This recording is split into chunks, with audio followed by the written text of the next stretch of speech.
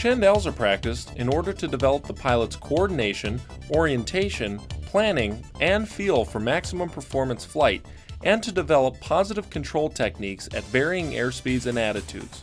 The maneuver can be described as a climbing turn beginning from approximately straight and level flight and ending at the completion of a 180-degree turn in a wings level, nose high attitude at an airspeed just above stall speed. Prior to starting the maneuver, select an entry altitude that will allow the recovery to be completed no lower than the minimum recovery altitude of 1,500 feet AGL for dual flights and 2,000 AGL for solo flights. Make applicable practice area radio calls and complete a comprehensive scan of the practice area by doing 2 complete 90-degree clearing turns. Take note, because of the 180-degree climbing turn, also make sure that you verify that the area behind you and above you is also clear of traffic. For the Chandelle, we will use the B-GUMP acronym for configuring the aircraft. Boost pump will be off, gas will be to the fullest tank, undercarriage will be up, mixture is rich, and the propeller should be set to high RPM. Finally, take care to adjust the airspeed to a trimmed and stabilized 110 knots of airspeed before beginning the first turn. The Chandelle maneuver can easily be defined by breaking up the 180-degree turn into 2 halves or 2 90-degree sections.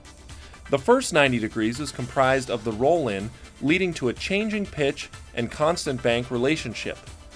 The second 90 degrees of turn uses a constant pitch but changing bank angle to lead to a rollout at 180 degrees at the highest altitude and lowest airspeed.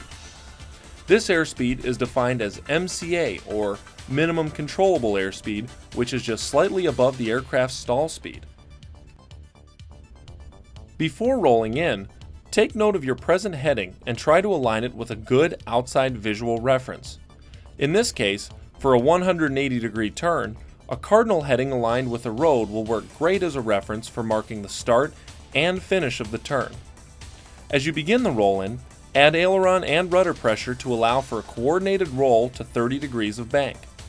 As you reach 30 degrees of bank, simultaneously apply full power and gradually increase pitch to maintain a smooth, coordinated climbing turn to the 90-degree point with a constant bank angle.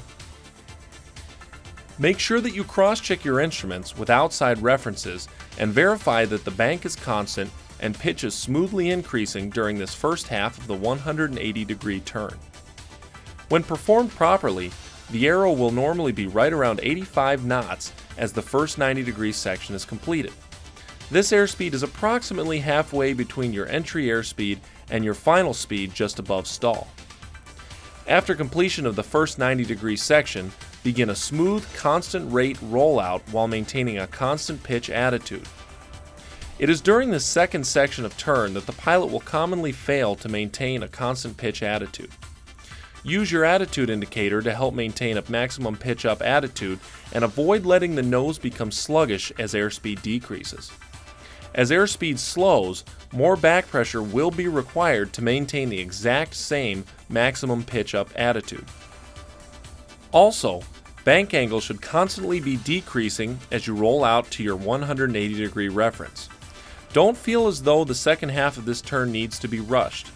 As you roll out at the 180-degree point, airspeed should be just above stall, noted by the stall warning horn, and pitch attitude should still be relatively high.